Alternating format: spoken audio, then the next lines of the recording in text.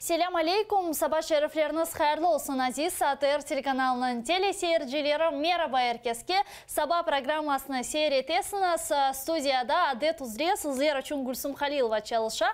Бүгін мартның екінші күні ве біз мұна ішке сабадан кеткен вақыт біраз шақалаштық. Мартның екінші күні, ләкин тұшарыда боран қар ергеріні қаплап алды ве аз дегейл күтлеви шекілде қар яғмаға девам ете, ава sıcaklığı ise sıfırdan aşağı 15 gradusunu teşkil ete. Қырымда да авасы күн-күнден феналашқаны ақта білдірелер гидромедцентр хадимлері, ләкин бұна бақмадан әлбетті ке қиясланғаны вақыт Қырымда Киевнен ве Украинаның базы Вилетлерінен қиясланғаны вақыт Қырымда яз деп айтмаға мүмкін. Бұна бақмадан үрметлі серіжілер, менің тұшынжеме көре, қышының бұл кебі мүкемел сабалары асында айле мұетіні да бөйле гүзел ете. Себептен біраберлікте уянайық келіңіз, бұзлерді өзіңіздің айле мұетіңізге алыңыз. Бұл сізлерге есе сонки хаберлеріні тариф етіп, бұл хаберлерінің музакерелеріні алып баражақмыз. Әмде біздің студиямызға мерақлы мұсафирлер тештев бұрып, оларының мерақлы субетлеріні алы бармаға планлаштырмақтамыз. Айтқаным ке бүгін мартның екісі келіңіз біраберлікте бүгін кемеселерге кечмезден евел күннің тарихыны біраз қайт етейік. Шуны да қатырлатмаға істередім. Біздің студиямызда телефон бағлары чалыша. О себептен біздерге телефон açınız hürmetli seyirciler 067 963 81 32 073 419 41 58. Диққатыңызны шуна айырмаға істередім. Айнын сізін Bizlerge onaytlı telefon açmağa imkanınız olması için ve ücretsiz yani parasız bizlerge telefon açmağa imkanınız olması için bizim mühendislerimiz Viber'ını da meydanğa getirdiler. O sebepten işte Viber telefon numarası ile bizle bağlanmağa imkanınız var. Bunun beraberlikte hem sizge onaytlı olur hem de biz sizle bağını joymağanımız ақта da bir kere emin olurmuz ve siz stüdyamızga teşrif buyurgan musafirlerge suallerinizni bermege imkanınız olacaqtır. Biz ise aytqaным ki bu күннің tarixina keçeyik, hürmetli seyirciler. Bugün çok meraklı hadiseler olgan ve ular sırasında bizim muarirlerimiz böyle hadiselerini kayıt etkenler. 1956 senesi martның ekisinde Marokko Frankistanның koloniyası olmaktan çıktı ve müstakilligini ilan etti. Marokko aslında Garbi Afrika'da yerleşken devlettir. Resmi adı Marokko Krallığı.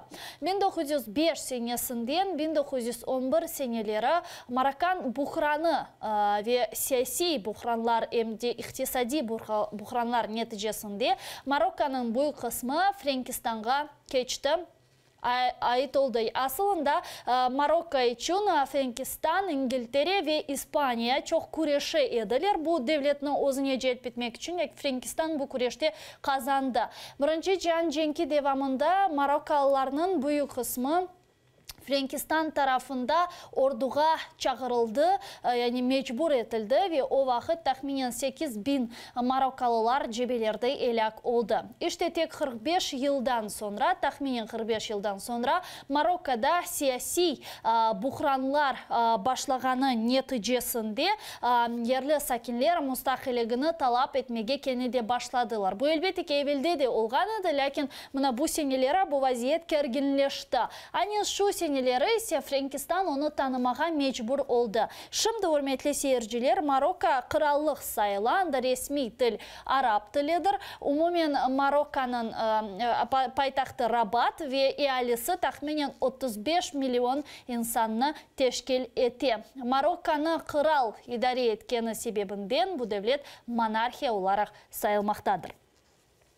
Gelecek hadiselerden biri bu bugün martның 1'inde 1965 senesi Amerika Birleşken Devletlerinin Hava Harbi Kuvvetleri Garbi Vietnam'ın bombardımanını başlattı. Bu tahminen 3,5 yıl devam etti. Yani 1968 senesinin ortalarına kadar. Onlar birinciden yollarını, köylerini ve sanayi yerlerinin bombardımanını etmeye başladılar. Бұларның эпосы Суық жең девамында коммунистлерге япылған қаршы бір акт олғанына айтмаға мүмкін ки Вьетнамның ғарби қысымы ве жәнюби қысымы арасында олған зидиетлер нәтижесінде Америка Бірлескен Девлетлері ғарби қысымына коммунистлер дестек еткенден ве ғарби қысымда вьетнамлылар коммунист олғандан оларға бұл зидиетні башлаттылар. Шуну қайд етмеге истередім, бұндан да ғайры америкалылар Вьетнам üzerinden яны силяны да о вақытлары қолланып, оны тетқиқат еткенлер. Вьетнам женкен нәтижесінде тахминен 200.000 инсан әлек олды, ондан да ғайры кой мақсулатлары етіштірілген ерлер, санаи биналар йоқ етілгені янғаны нәтижесінде Вьетнамда ачлық да юз берді. Юзбинлерce инсанлар bu ачлық нәтижесінде зарар көріп, чоқ солары әлек олды. Мерақлы бір фактны мен қайд етмеге істередім. О вақыт Кертис Лэмэй деген американ генералы айтты ки, я Вьетнам агрессияны Жәнюби Вьетнамға қаршы екілнейджек, я да біз оларны каменный век, яғни таш деверіне йолайжақмыз деп айтқанлар. Бұны да олар 3,5 ел девамында yapmaға тырыштылар. Мерақлы сонки адеседен бірі өрметлі сержілер бұл күлнер асылында әлбетте ке 90-жы сенелері бұрчық девлетлерінің айрылып сенелер деп айтмаға мүмкін. Суверенитетлер парады деп адландырыла 90-жы сенелер асылында тарихчылар тарафындан. Бұл күнді мерақлы адесе олған 1992 сенесінің 2 март күні Молдова ве Приднестровье арасында женкінің ең sıcak қысымы башланды. Дубос Сараши районында белі olmagan şahıslar Приднестров милиция хадимлерінің арабасына атеш açtılar. Нәтижеде бір полис әлек олды. Айны күні Молдав полисінің мақсус бөлігі Көчер койы янында 14-ші Рус ордысының полку еле ұрышты. Русларға ярдым етмек үшін бұл ерге тезден қазақлар ве көңіллер етішіп келділер. Бұл адеседен сон Приднестровье ақиқи женг мейданына чевірілді. Асылында Приднестровье Молдовадан насыр алмаға істеді. Айрылды машымды Приднестровьені кім идаре ете, мүжімхуриятны асында кім таныды бақайық.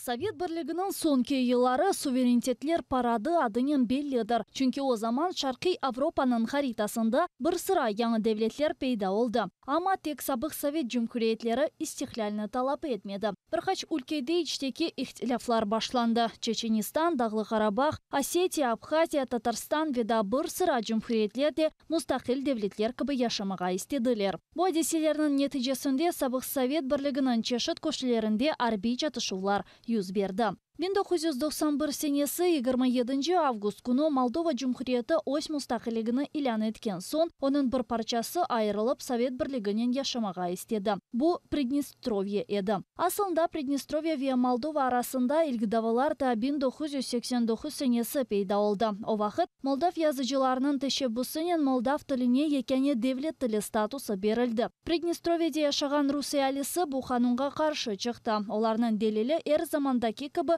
рус тілі ве русларының ақлары бозылы болды. Ама Молдав меркези акиметі бұл қануны дөңіштірмеді. 1989 сенелерінің сонында ве 1990 сенелерінің январь айында Приднестровьеде айырылмақ үшін референдум кечірілді. Анда иштирак еткенлерінің 91% мұхтариетлікке қол тұттылар. 1990 сенесінің сентябрь айында Приднестровьенің депутатлары Приднестровье Молдав Совет Социалистик Cumhuriyeti'ni ilan еттілер. Бұл devlet сөзде Совет бірлігінің бір қысымы olacak еді. Ама бұны не Кишинев, не де Москвадаки лидерлер танымады. Совет бірлігі дағылған сон Молдова ве Приднестровье арасында олған дава тек кергенлешті. Яш мұстақил Молдов Cumhuriyeti о сепаратистлеріні күчне еңмеге тырышты. Молдованың мақсус қызметлері Приднестровьенің лидерлеріні яқалап, оларны аписке атты. Ама бұның файдасы олмады. Русия гизли шекілде Приднестровьеге ярдым етмеге башлады. Бұл ерге рус казаклары ве көңілілер келіп башладылар. Бұны да қайд етмелі ки Приднестровьеде о заман 14-ші рус ордусы ерлеші еді. Ресми мәліматларға көре о женгте иштирак етмеді. Ама Молдова башқа фактларны айдынлата. 14-ші ордусының аскерлері күтлеви суретте Приднестровье тарафында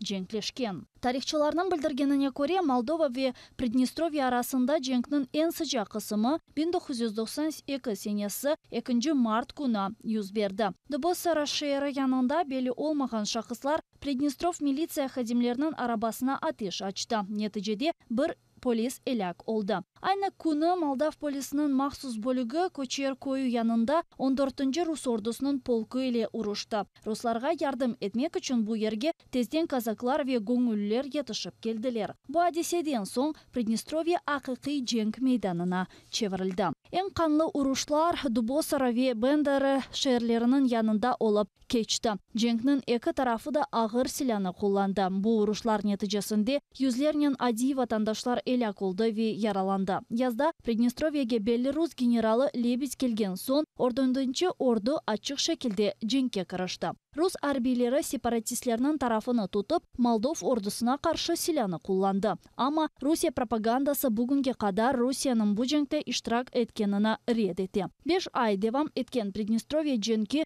1992 сенесінің август айында барышық аңлашманың имзалануымен екінленді. Тетқиқатчыларының білдіргеніне көре Приднестровье меселесі сонына қадар чезілмеді. Бұл ерде тек яңы бұзлатылған дава мейданға кетірілді. Бүгін Приднестровьені тек үш девлет таныды. Бұл Женюби Осетия, Абхазия Жумхуриеті ве Дағлы Қарабақ. Керчек айтсақ, бұл санки мұстақил Жумхуриет Русияның ади бір марионеткасыдыр. 2006 сенесі бұл ерде кечірілген референдумға көре Приднестровье иалесінің 97% Русияге қошылмаға істей. Анда идаре еткен сепаратистлер тек Рус селясы әрдімінен үкіміні сақламаға олды. Чүнки Приднестровьеде бүгіндеге қадар бірқач бин рус аскері қызмет ете. Дада ачық шекелде айтсақ, керчек оларақ Приднестровье топрақлары Русияның ишғали алтында болынмақта. Бұл меселеде Украина Молдованың вазиетіні чоқ яқшы аңлай.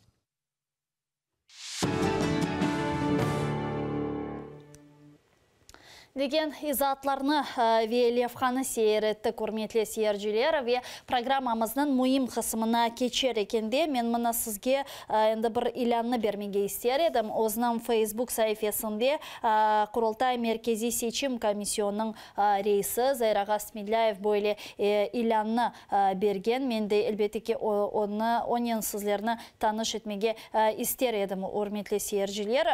Зайраға Смиляевның білдіргеніне көре бүгін 26 февраль давасы бойынша махкеме отырышы олacak екен. Махкеме отырышы саат 10-да оның білдіргеніне көре башламалы. Келіңіз да бір кере onun илянына бойле yazған Зайраға Смедляев. Завтра, 2 марта в 10:00 в Центральном районном суде города Симферополя, улица Турецкая, 21, продолжится судебное заседание по делу 26 февраля в отношении Али Асанова, Мустафы Дигерменджи, Эскендера Кантемирова, Арсена Юнусова и Эскендера Имервалиева, обвиняемых в участии в массовых беспорядках у стен Верховной Рады Крыма 26 февраля 2014 года. Деп язған Зайраға бүгін саат 10-да Ахмеджитның Меркези махкемесінде, район махкемесінде Турецкая 21А адресі бойынша 26 февраль давасының невбеттеке отырышы олacaqtır. Первасы свеляқайт олмағанлар үшін бойланны шымды сеслендірем. О себептен үрметлі серіжілер барайық махкемелерге ватандашларымызны дестек етейік. Шымда аписханенде отырған қырым татарлар, оларының ерінде мен де ола білейдім, сіз де ола білейдім. Со себептен бұл кебі дертлерге ве ватандашларымыздың дертлеріне ляхайт қалмайық. Керечек біздің мұйым қаберлерімізден бірі, бұл әлбетеке Туневан әнді махкемесі екінленген бір ватандашымызға шығарылған үкім. Қырым Украина дегені үшін 2 yıllık шартлы апиз жазасы, яғни ефтев қыты шартынен ве 2 yıl içerisinde күтлеви информацион васыларында чықышлар ясақ. Кефенің işgalci махкемесі Сульман Кадыровға бұл үкімні шығарды. Кефе региональ мешес азасы Русия топрақ бүтінлігіні бозмақтан қабатлана.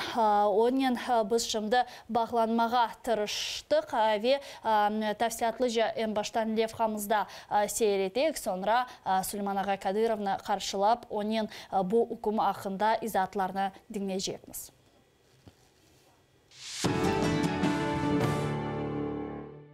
Allah sabır versin. Amin. Şum neden beraber? Allah'ım özü korçalasın. Bu Süleyman Kadыровның anası mahkeme ogунде dua etip Allah'tan yardım soray. Kırım Tatarları işgalcilerinin mahkemesi adil bir karar çıkaracağına işanmayıp tek Allah'a müracaat etti. Sen bizi ve bizim xorantalarımızı şeytan zararından, din düşman zararından korçalap sakla ya Rabbel Alemin. Separatizmde kabahatlangan Süleyman Kadыров kefenin işgalciler mahkemesi karar çıkarganını bekley. Я до этих пор не знал, что такое экстремизм, терроризм. Не было в Украине, не было в Крыму понятия такого слова экстремизм и терроризм. Оно пришло вот 4 года назад.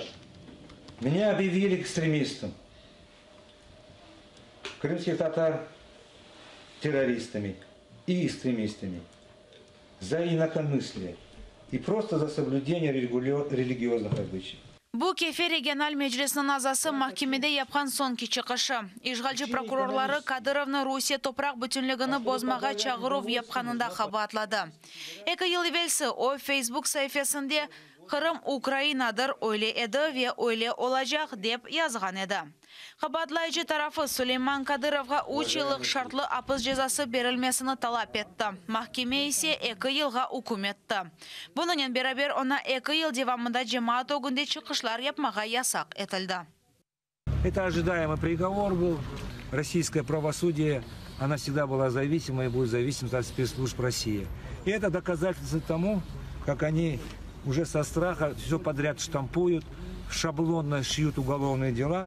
Süleyman Kadыров ona karşı uydurulgan dava boyunca çıkarılgan hükümünü tınç kabul etti. Advokatlar bu kararını şikayet edecek.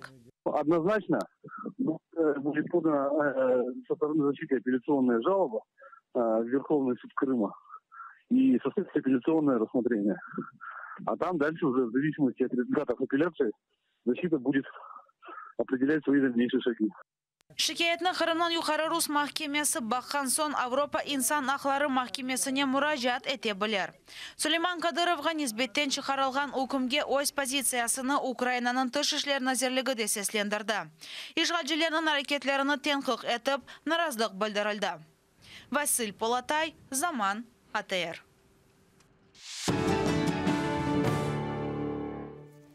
İşte böyle levhаны beraberlikte seyretti көрметлі seyirciler ve sizge vade etkenim gibi Süleyman Kadыров bizle telefon vasıtasıyla şimdi bağlandı. Alo.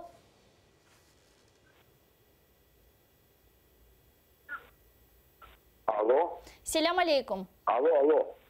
Aleyküm selam Gülsüm Hanım. Süleyman ağa, tünevin sizge hüküm çıktı. Siz zaten bilediniz ki adaletli olmayacağını, lakin kenedi nasıl kıymet kesesiz?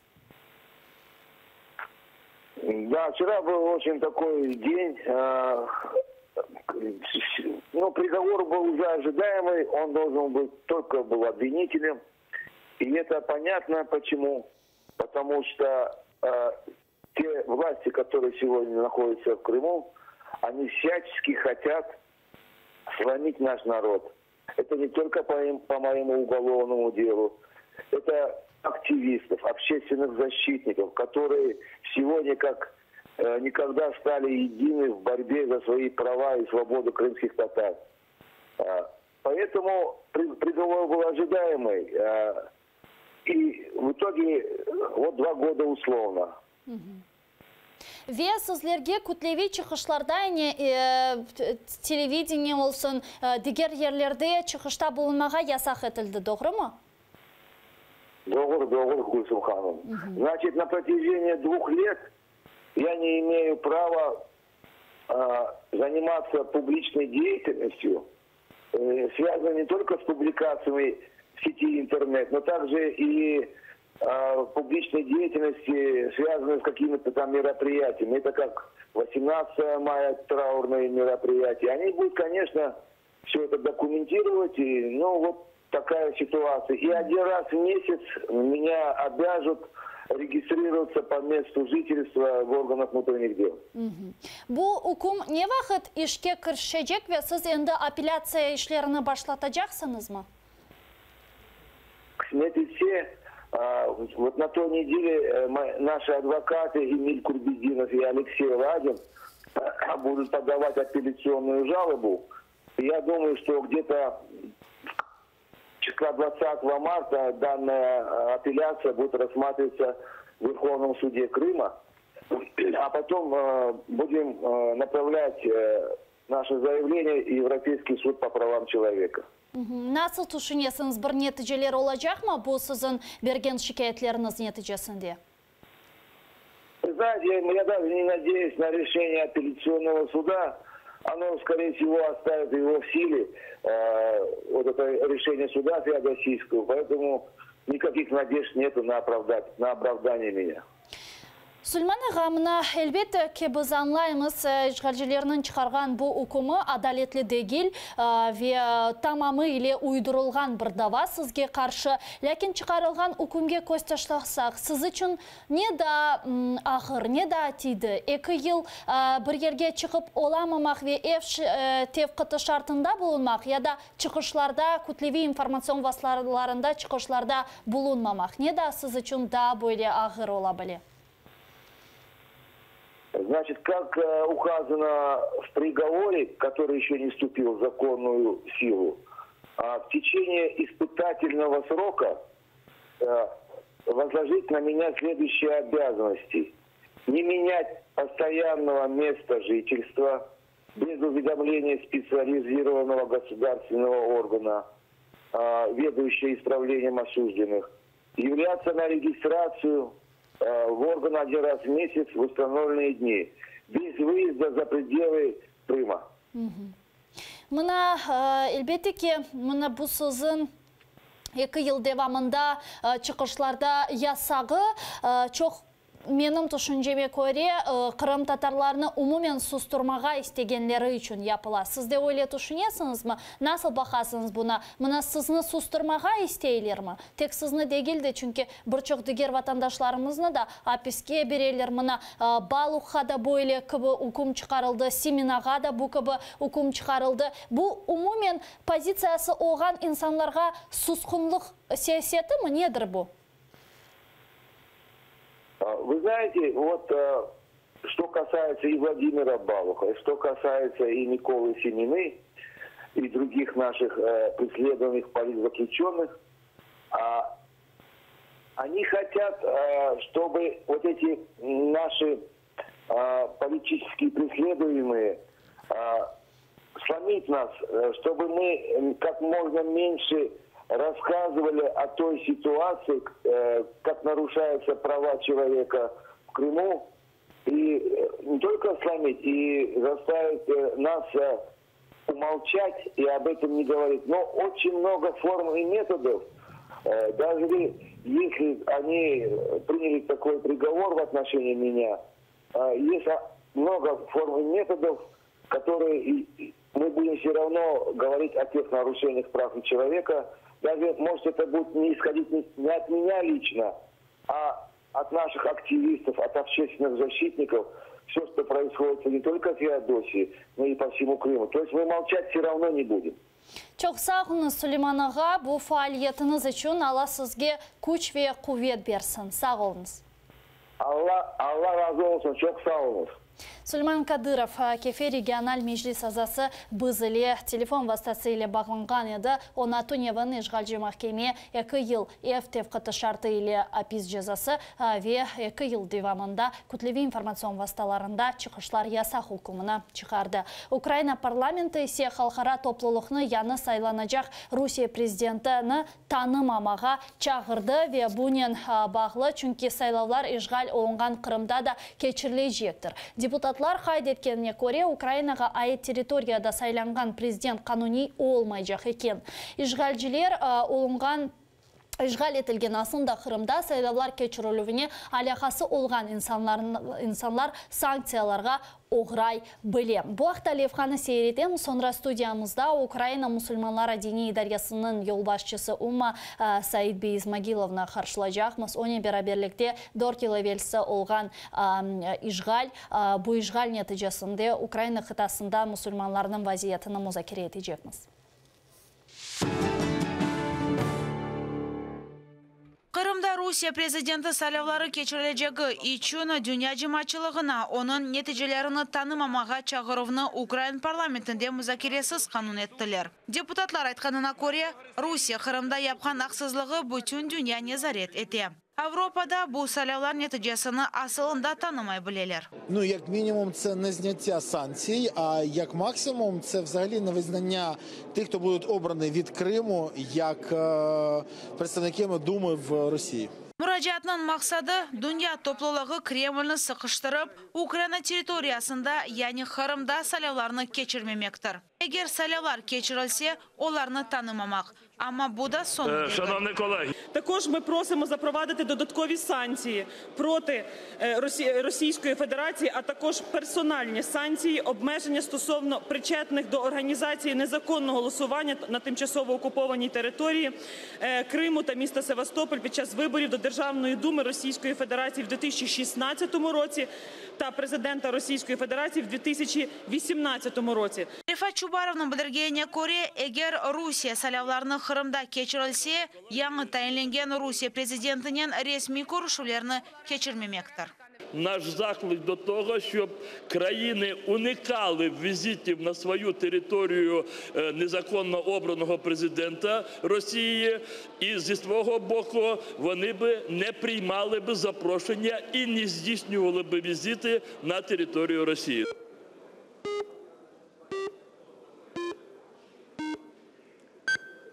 «255 за. Постанова прийнята». Руку вбивці, руку окупанту подавати не можна. Deputatlar dünyaga Kreml mabuslari haqında hatırlattılar. İlk kere onlarının adlarını seslendirdiler. Diğer devlet parlamentleri Rusiya tarafından Ukrayn gражданlarına yapılgan repressiyalarını tenkik etmeye çağırdılar. Rusiyadan Qrim ve Donbas territoriyalarına Aqqorchalav ve gumanitar teşkilatlarını kirgizmeye talep ettiler. Зараз в українських тюрмах близько 2 десятків росіян затримано. І я офіційно звертаюся від всіх нас до Російської Федерації. Забирайте їх, віддайте тільки нам наших Олега, Олександра, Романа і всіх, хто перерахований в цьому списку. Ukrayna Tashqi ishlar nazirligi ajali shaklda Birlashgan Davlatlarning Bosh Assambleyasining Xavfsizlik shurasina bu murojaatini yo'llamali. Bundan beraber bu vesiqa Birlashgan Davlatlar a'zosi bo'lgan davlat hukumatlarine de yo'llanilajak. Ulana Statyuk, Eldar Ismatov, Zaman, ATR.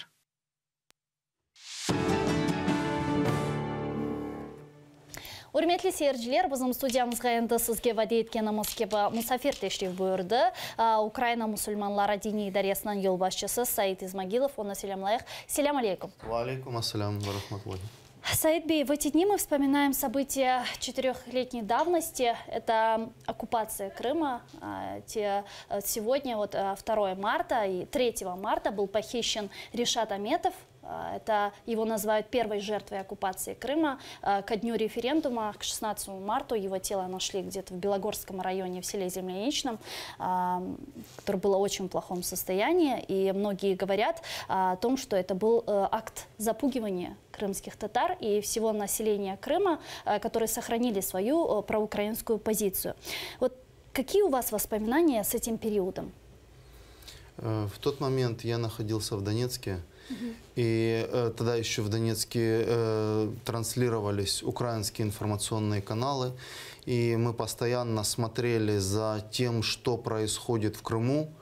Вначале у нас не было сомнений в том, что украинское государство, государственные органы, военные, которые находятся в Крыму, они защитят Крым от этих первых проявлений сепаратизма. Мы каждый день ожидали, что выйдут военные из казарм, что прибудет спецназ, что те группки захватчиков, которые захватили административные здания, будут легко разоружены. И, собственно, весь этот сепаратистский шабаш прекратится. Вот. А когда ситуация усугубилась с появлением на улицах Крыма огромного количества российских военных, абсолютно ни для кого не было секрет, что это российские военные, и они уже выходили с тяжелой техникой на БТРах, на других бронированных машинах, они уже фактически расползались и начинали блокировать украинские военные части, и никакого практически сопротивления сопротивления не оказывалось. Это вызывало огромную тревогу, и потом стало понятно, что уже Крымский полуостров полностью оккупирован. Вот если говорить о том, как должны мусульмане вести себя в такой ситуации. Вот уже идет 4-й год войны, наверное, можно так сказать уже, и в Крыму все больше и больше идет эскалация вот этих репрессий в отношении и автохтона этой территории, и других представителей иных национальностей, сохранивших свою позицию. Вот как в такой ситуации, если мы говорим о мусульманах, о крымских татарах, которые там проживают, как они должны себя вести? Как мусульмане в целом должны себя вести под оккупацией? Во-первых, необходимо держаться всем вместе. То есть нужно максимально сплотиться. То есть стоять очень тесно, плечом к плечу, да, поддержка, информированность друг друга должны быть максимальными. Поскольку если мы оказались в самом негативном положении, в самом негативном состоянии, а состояние действительно близко к самому негативному, поскольку это не просто оккупация, да, но ведь и прямые репрессии, прямое уничтожение культурного наследия, аресты, запугивания, реальные тюремные сроки, там, вплоть до психиатрии, да, принудительной. То есть это действительно уже такие варианты репрессий, поэтому необходимо держаться все вместе. Именно разбив на группы, на фракции, расколов единство мусульман, в первую очередь крымско-татарского народа, агрессор полностью возьмет под контроль те остатки, скажем так, свободы, те остатки сплоченности мусульман, которые есть. Поэтому здесь самая главная задача – это держаться вместе. Во время жизни пророка Мухаммада, мир и милость ему от Всевышнего Аллаха, мусульмане оказались тоже в такой тяжелой ситуации, и не один раз. Это было и в Мекке, когда мусульман было меньшинство, и против них проводились репрессии. Это было и в Медине, когда враг окружил фактически со всех сторон город, и мусульмане были в осаде. Да, в такой ситуации необходима полная поддержка, и не дробиться на группы. Второе, что необходимо это сохранять и свою национальную и религиозную идентичность, всячески стараться поддерживать свою память, свои традиции и защищать тех людей, которые попали под репрессии, и искать вариант сопротивления. На данный момент крымско-татарские мусульмане в Крыму выбрали, наверное, оптимальный вариант сопротивления, когда они своей демонстрацией позиции, своей поддержкой друг друга, своим таким откровенным неприятием российской политики, российских выборов, российских представителей власти демонстрируют свое несогласие. Поверьте, это очень влиятельно, это очень сильно раздражает оккупанта. Поскольку любая империя хочет полного подавления личности, полное подавление народа, полную безвольность. Понимаете? И если есть какие-то очаги свободы, да, если в сердцах, в душах людей есть свое мнение, которое отличается от того, которое насаждает империя, это уже нестерпимо. И не переходя к каким-то, знаете, агрессивным, насильственным поступкам, можно вот таким вот образом и поддерживать свое несогласие с существующим оккупационным режимом, и поддерживать единство народа и сохранение национальной и религиозной идентичности. И при этом это определенный мобилизационный потенциал, да, когда люди собраны и умеют поддержать друг друга в какой-то беде. Я думаю, то, что сейчас костяк лидеров крымско-татарских, национальных лидеров проводит в Крыму, да, эту политику непокорности к империи, к ее репрессиям, к ее насилию, это, наверное, оптимальный вариант на сегодняшний день. Мы знаем, что Россия за историю своего существования всегда и сейчас пытается демонизировать ислам. И в Крыму преследуют крымских татар, и многих уже обвинили в участии организации Хизбут Тахрир. Некоторым уже вынесли приговоры до 20 лет лишения свободы, а у многих еще идут судебные процессы. Вот как вы оцениваете вот этот вот момент демонизации ислама в Крыму? Ислам в России – это нетерпимая религия. Давайте говорить правду. Несмотря на то, что в России на конституционном, на законном уровне закреплен там статус как традиционной религии, да, то, например, мы не видим репрессий в отношении там, христиан или репрессий в отношении иудеев или буддистов, которые тоже традиционные религии для России, на то и пользуются теми же самыми конституционными правами. И только мусульмане, фактически только мусульмане, являются нетерпимой религией. Проводятся откровенные репрессии. Ведь репрессии проводятся не только представителей определенных там религиозно-политических взглядов. Под репрессию может попасть абсолютно любой мусульманин. Абсолютно. Который или проявляет свою религиозность, или не согласен с оккупационной политикой, с политикой отношения к мусульман и так далее. Любой мусульманин, который попробует выступить против каких-то действий власти, которые даже направлены на религиозную сферу. Например, если власть решила уничтожить какую-то мечеть. Да, в России постоянно демонтируют, уничтожают какие-то культовые сооружения, в данном случае мечети. Тот, кто посмеет высказаться против этой политики, даже если это абсолютно человек далекий от каких-то, знаете, там религиозно-политических мусульманских идей, просто абсолютно среднестатистический мусульманин, и он посмеет быть против, он уже будет зачислен в число там, экстремистов, там, ненадежных людей и так далее. То есть ислам – это явно нетерпимая религия для России. После того, как Крым был оккупирован и фактически попал под репрессивный российский аппарат, мы увидели, что это касается и мусульман Крыма. Это может случиться абсолютно с любым мусульманином. И в этой ситуации необходимо понимать, что люди должны быть крайне осторожными. Да, не стоит лезть на рожон и подвергать опасностью себя, свою семью, своих близких, поскольку репрессивный аппарат не будет абсолютно никого жалеть. Понимаете, в России до сих пор действует сталинский принцип.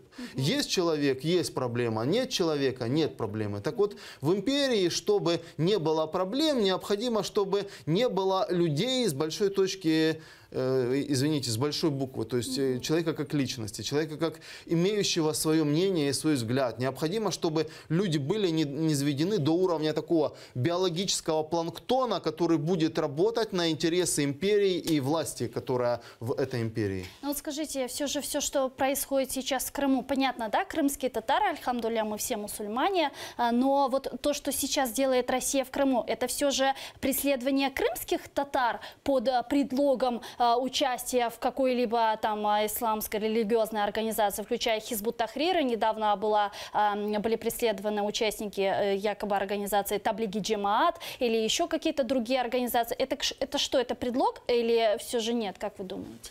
Мне кажется, что Россия абсолютно все равно, кого из мусульман преследовать, в том числе и по национальной принадлежности. То есть могут быть арестован, допустим, мусульманин и другой национальности, там, кавказской, там, украинец, русский, принявший ислам, да, вот, если он окажется из числа несогласных или из числа тех, которые в России считают опасными.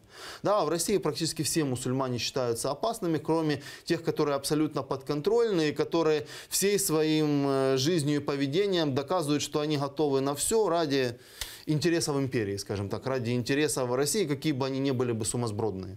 Поэтому, по сути, любой мусульманин может быть подвергнут репрессиям, арестован и так далее, вне зависимости от своих религиозных взглядов.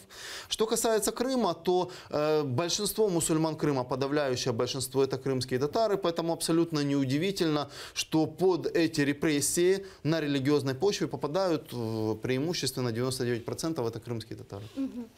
Говоря вот в такой ситуации, если мы обсуждаем вопрос, как поступать мусульманам, проживающим на оккупированной территории, вот вопрос хиджры. Насколько он уместен в этой ситуации и как вы думаете? Пророк рекомендовал делать хиджру, то есть переселение на безопасную территорию для тех людей, которым реально грозит опасность. То есть, если человек ощущает, что его жизни, его свободе, я не знаю, его семье и детям угрожает опасность, то для него желательно спасать себя и спасать семью, не бросать их на произвол судьбы. Ведь проблема в том, что человека могут арестовать, предприниматель, он может быть похищен, как Ришат Аметов, да, и найден со следами пыток мертвым уже, понимаете, да. А мусульманин не должен себя подвергать опасности, не должен делать по своему недальновидности, по своей недальновидности детей там сиротами, а жену, например, вдовой. Да, то есть, если есть реальная опасность, да, и эта опасность не придуманная, то, конечно, ислам призывает сохранять жизнь и сохранять свободу человека. Поэтому можно переезжать. Если какой-то реальной опасности нету, то можно и даже необходимо в нашей ситуации оставаться на месте, потому что, мне кажется, российская политика вот этих точечных репрессий, которые не фрагментарные, а постоянные. Вот репрессии точечные арестовывают ведь не сотни, не тысячи людей, как было, например, во время сталинского режима.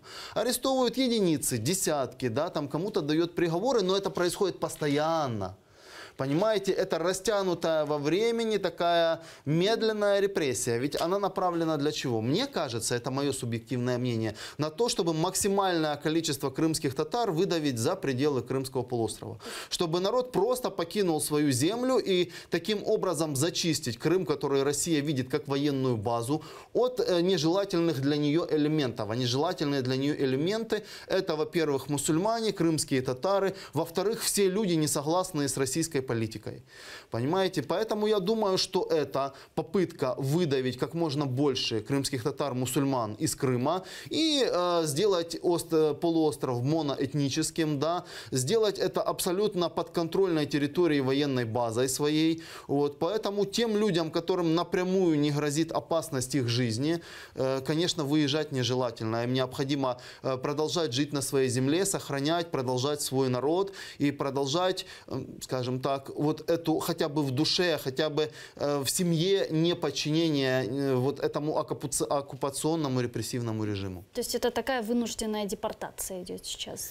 Понимаете, да, это вынужденная депортация, но она растянута во времени. Угу. Да, если во время сталинского режима взяли и выселили 18 мая всех, да, то сейчас уже в современном мире это невозможно. Просто ни одна страна уже, может, за исключением только Северной Кореи, не позволит себе вот так вот целый народ, там, сотни тысяч людей взять и депортировать. То есть сейчас в современном мире это невозможно. Поэтому Россия перешла, знаете, к долгой, растянутой такой, давайте назовем это депортацией, когда пытаются задавить людей, сделать их жизнь невозможной, чтобы как можно больше из них добровольно уехало, то есть добровольно покинула свою родину. Сегодня здесь, на материковой части Украины, в Духовное управление мусульман Украины УММА, как много обращается вот таких людей, мусульман, выехавших из Крыма, вам? В общины по разным городам и областям обращается большое количество людей. Обращаются и с религиозными, духовными вопросами, в поисках жилья, в поисках работы, воспитания детей, интересуются, есть ли у нас мусульманские школы, есть ли у нас мусульманские детские садики, есть ли какие-то программы помощи переселенцев и так далее. То есть люди, которые вынуждены покинуть и, конечно, оставить все с большим трудом нажитое на своей родине, вот, приезжают, не имея каких-то серьезных средств для жизни, и обращаются, конечно, в мечети за помощью. А какие больше вопросы интересуют мусульман? Вот, за какой помощью больше всего обращаются? Чем сейчас живут мусульмане в Украине? Вы знаете, помощь необходима разная. Вот я бы выделил 3 аспекта. Это, конечно, духовная. Да, когда люди, например, жили у себя постоянно, они знали, где мечеть, где имам, кому обратиться по любому религиозному поводу, будь это рождение ребенка, или это вступление в брак, или там нужно совершить дуа по какому-нибудь случаю, то сейчас, переезжая в другой город, люди не знают, они как бы разрывают вот эти связи, привычные для них, они покидают родину. Им нужно найти, где все свои религиозные потребности они смогут реализовать в другом месте. И обращаются в первую очередь своими духовными потребностями. Если рождается ребенок, приносят детей, чтобы дали имя по мусульманской традиции. Нашли хирурга, который сделает обрезание мальчикам. Когда вступают в брак, чтобы провели никях в соответствии с мусульманской традицией. Если люди умирают, их необходимо похоронить. То есть вопросов огромное множество. Второй вопрос – это, конечно, гуманитарная помощь. Люди обращаются за помощью, особенно малообеспеченные. И третий вопрос, который волнует людей, это вопрос дальнейшего образования, в первую очередь детей и подростков. То есть, где они смогут научить ребенка и учить его дальше продолжать родному языку, там, поддержание культуры и традиций, обучение исламу или просто обучение даже в школе. В мусульманской школе, где ребенок будет есть продукты халяль, где он может научиться совершать намаз, выучить суры Корана, послушать уроки по мусульманской этике, общаться с детьми-единоверцами и так далее. В последнее время просто возникают очень различные вопросы, касающиеся прав мусульман на территории Украины и на законодательном уровне, в том числе серии вопрос фотографий в хиджабе для паспортов или для других документов и тому подобное. Вы как-то вовлечены в процесс решения такого рода вопросов? Несомненно, очень часто из разных городов обращаются девушки, женщины, если мы, например, говорим по вопросу хиджаба, что есть города и отделения, скажем так, МВД, где без проблем принимают фото мусульманки в хиджабе, вообще никаких вопросов. Бывают такие, где принципиально не принимают. Даже после аргументов, письма из религиозной общины, например, ссылки там на определенные законодательные акты, да, в том числе и международные. Все равно, допустим, чиновник, который ответственен за вопрос выдачи паспорта, не принимает, допустим, фото девушки, женщины в хиджабе. И тогда, конечно, обращаются. Бывают, обращаются с другими проблемами. Отсутствие мусульманского кладбища, отсутствие мечети, культового сооружения, еще какие-то проблемы, которые волнуют мусульман, там аресты, депортация и так далее. Поэтому, несомненно, постоянно приходится участвовать в защите прав и потребностей мусульман. Однако я хочу отметить, что усилий одного духовного управления для всей страны вообще никак недостаточно. То есть необходимо консолидированное мнение мусульман. Потому что, допустим, когда ты пишешь письмо чиновнику, например, вот вы отказали там какой-то мусульманке вклеить фото в хиджабе. Ну, говорят, в Украине зарегистрировано множество духовных управлений, независимых религиозных общин, других мусульманских организаций. Вот там 5 не написали, у них нет такой потребности. А вы тут выступаете. А почему остальных это не волнует? Может, тогда это мусульманам и не обязательно? Может, это мусульманам и не надо, что другие мусульманские организации об этом не просят?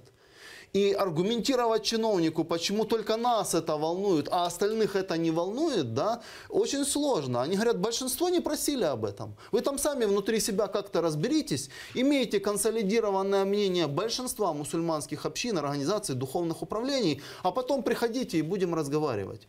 Поэтому мое глубокое убеждение, что мусульманам, в конце концов, мусульманам Украины необходимо подрасти, научиться сесть за один круглый стол и договариваться с другом по самым актуальным и важным вопросам, которые касаются всех мусульман страны. Поэтому необходим какой-то совещательный орган, где бы большинство мусульманских организаций высказывали консолидированную позицию, в первую очередь к органам власти, во вторую очередь для украинской общественности. Недостаточно усилий одного духовного управления. Çok sağ olun. Тут у меня возник такой вопрос. Как вы думаете, вот эти стереотипы, которые есть сегодня в Украине, ведь Украина, она как бы пытается сейчас интегрироваться в Европу, а в Европе стереотипы, связанные с исламом, нам всем известны. Это Франция, Бельгия, запрет на ношение хиджабов, очень много там различных вот таких вопросов возникает. Вот сегодня, как вы думаете, в Украине вопрос стереотипа по отношению к исламу, он какой? Меняется вот эта вот тенденция исламофобии такой? Тенденция, альхамдулилляхи, слава Аллаху, меняется. Ситуация в том, что мы находимся в информационном поле, с одной стороны России, с другой стороны европейских стран. Как в России, так и в европейских странах исламофобия очень сильна. И исламофобия объективная, да, не то чтобы она на пустом месте. Террористы, радикальные определенные группировки, поступки самих мусульман, иногда их откровенно хамское поведение в отношении немусульман, конечно же, влияет на мнение. К мусульманам, к сожалению, сложилось негативное отношение. И для того, чтобы мы могли исправить восприятие мусульман, образ ислама в обществе, необходима очень долгая и кропотливая работа. Необходима работа по разъяснению, да, что ислам и мусульмане – это культурные, цивилизованные, порядочные люди, которые такие же сограждане, как и все остальные граждане Украины, и имеют свои права. С другой стороны, необходимо воспитывать и образовывать самих мусульман. Меня очень сильно возмущает, когда мусульмане оскорбительно, неуважительно относятся к иноверцам. Извините, если я буду оскорблять других людей, неужели я буду ожидать от них уважительного или положительного отношения ко мне? Поэтому любое неуважение, презрительное отношение, неуважение культуры, языка, традиций, государственности, оно обязательно повлечет ответное отношение, которое будет таким же или еще худшим. Поэтому любой образованный мусульманин должен с уважением относиться к иноверцам, да, если он хочет, чтобы относились также и к ним. Всевышний Аллах в Священном Коране предупредил мусульман о том, чтобы они не ругали богов и идолов других религий, потому что те по незнанию начнут ругать Всевышнего Аллаха и начнут ругать ислам.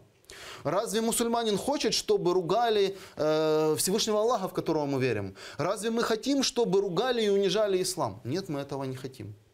Соответственно, если мы не хотим такого отношения к себе, мусульмане, особенно религиозные лидеры, проповедники, люди, которые позиционируют себя как мусульмане, да, там даже проповедуют, должны понимать, что лякум динукум валя один, да, у них своя религия, у нас своя религия. Мы исповедуем и сохраняем ислам, при этом мы должны с уважением и без оскорблений относиться к последователям других религий, поскольку это будет, скажем так, запорукой того, что и к мусульманам будут положительно относиться. Таким образом, во-первых, необходимо менять стереотипы в обществе. Во-вторых, необходимо образовывать и воспитывать самих мусульман. Следующий момент какой? Ситуация в отношении мусульман действительно меняется. В Украине это становится положительно. То есть тенденция, динамика положительная. Однако этого недостаточно. В прошлом году Центр Разумкова опубликовал статистику отношения украинцев к разным религиям. Так вот, отношение к исламу и мусульман в Украине среди всех религий самое худшее. Это официальная статистика серьезной социологической службы, очень авторитетной социологической службы. Если честно, я думал, что уже после стольких лет, когда мусульмане всячески пытаются показать себя в самом наилучшем свете, динамика будет более прогрессивной, более лучшей. Меня очень разочаровало в том, что среди всех религий, о которых спрашивал Центр Разумкова, отношение к мусульманам все равно самое негативное. О чем это говорит? Это вызов нам. О том, что мы должны еще лучше, как бы так, презентовать наше мировоззрение, нашу культуру, наше искусство, в конце-то концов, да, чтобы все-таки переломить эту негативную тенденцию и к мусульманам, чтобы стали относиться на уровне, на среднестатистическом хотя бы уровне. Спасибо большое. Я думаю, наши зрители приняли вызов. В нашей студии была руководитель Духовного управления мусульман Украины Умас Саид Измагилов. Чок сағылны студиямызға келгеніңіз үшін. Біздің программамызда урметлі сержілер екунленді. Ратлық күнлері огде. Шымды заман программасына сейретініз. Базар ертесі күні Сейтумеров или Бераберлікте саба программасына қачырмаңыз.